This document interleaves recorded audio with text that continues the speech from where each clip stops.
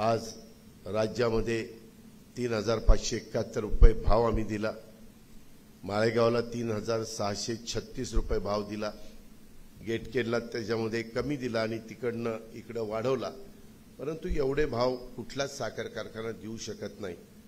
पण माझं होतंय काय की किती जरी दिलं तर माझ्या लोकांना समाधानच मिळत नाही। ते म्हणतात अजून मिळालं पाहिजे, अजून मिळालं पाहिजे। आता एवढा भाव मिळाल्यानंतर दुसऱ्या ठिकाणी उदो केला असता। आमच्यात विरोधक म्हणतात 3636, अरे 3836 मिळायला पाहिजे। तर काय बोलायचं? आणि तशा पद्धतीने बैठका वगैरे चाललेल्या ठीक आहे, लोकशाही आहे, त्याबद्दल कोणी बोलू शकत नाही। शेवटी बाबासाहेब आंबेडकरांनी सर्वांना मताचा अधिकार दिलेला आहे आणि प्रत्येकाला स्वातंत्र्य आहे, व्यक्ती स्वातंत्र्य, मत स्वातंत्र्य, विचार स्वातंत्र्य।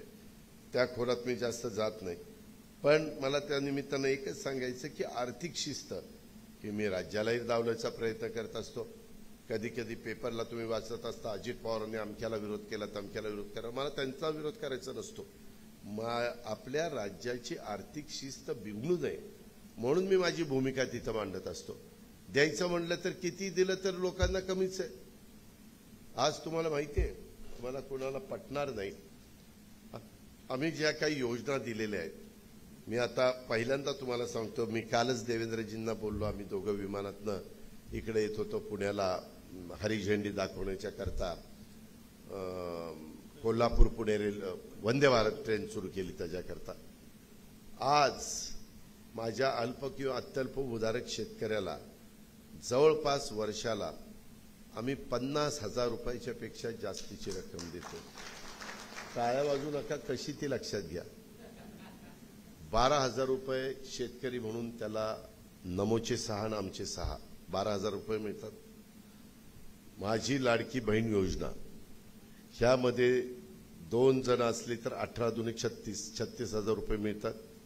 आज तर इतक्या त्या गणेशोत्सवाच्या मिरवणुकीत दादा लाडक्या बहिणीचे पैसे मिळाले, दादा मिळाले मिळाले, फोटो काढा ना दादा, फोटो काढा ना।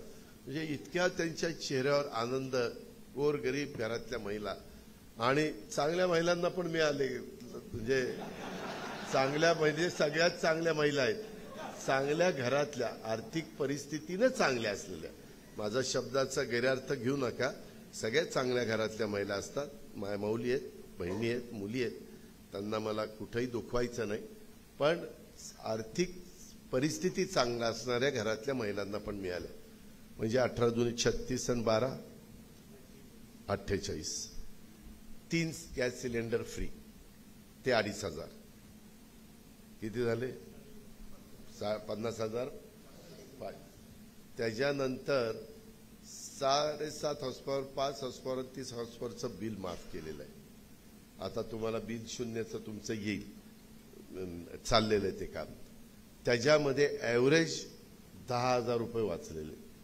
आता बिल तुम्हाला मागचं बिल द्यायचं नाही, पुढचं बिल भरायचं नाही, म्हणजे 10,000 ते 60,000 रुपये हे सरकार, काही थोडा त्याच्यात 6,000 केंद्राचे, पण ह्या पद्धतीनं ह्याच्यात स्टायपन वगैरे तर वेगळाच आहे, तो काही प्रत्येक घरात मिळेल असा माझा दावा नाही म्हणून मी ते त्याच्यामध्ये धरलं नाही।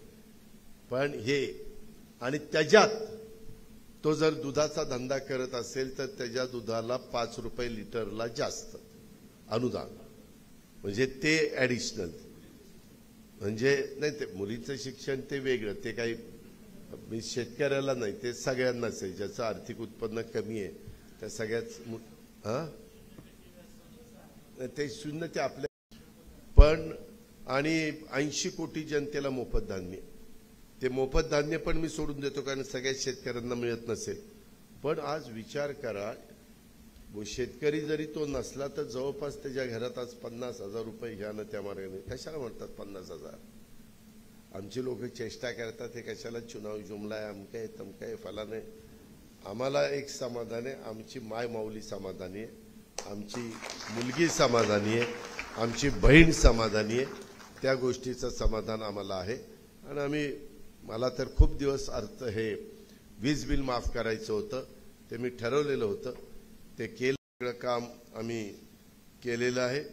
आज जवळपास 1,60,00,000 मायमाऊली आया बहिणी मुली यांच्या अकाउंटला हे पैसे आम्ही दिलेले आहेत। आता तिसरा टप्पा आम्ही पहिला टप्पा पुण्यामध्ये केला, दुसरा टप्पा मला वाटतं नागपूरला केला, तिसरा टप्पा लवकरच आम्ही घेतोय, त्या बहुतेक संभाजीनगरला किंवा नाशिकला त्या ठिकाणी घेऊ।